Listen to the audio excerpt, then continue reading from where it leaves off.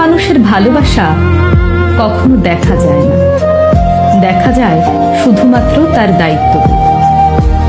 যে মানুষটা রোজ খেয়াল করে আপনার খোঁজ রাখে, আপনি খেয়েছেন কিনা, আপনার শরীর ভালো কিনা, এই প্রশ্নগুলো বারবার করে, সেই মানুষটার সবটা জুড়ে আপনি থাকেন।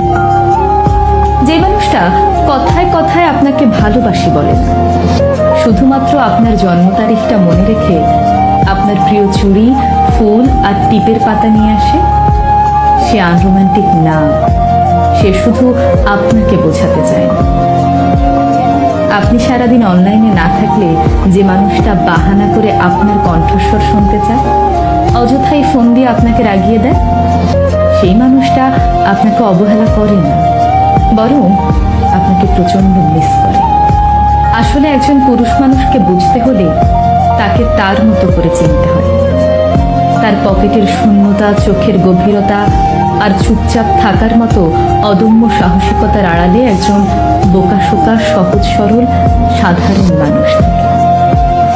মেয়েরা অভিমানে সবকিছু বলে দিতে পারে, একজন পুরুষ তা পারে না, কারণ আপনি তার ভালোবাসার আগে আপনি তার দায়িত্ব, যাকে সে সারা জীবন নিজের কাছে আগলে রাখতে চায়।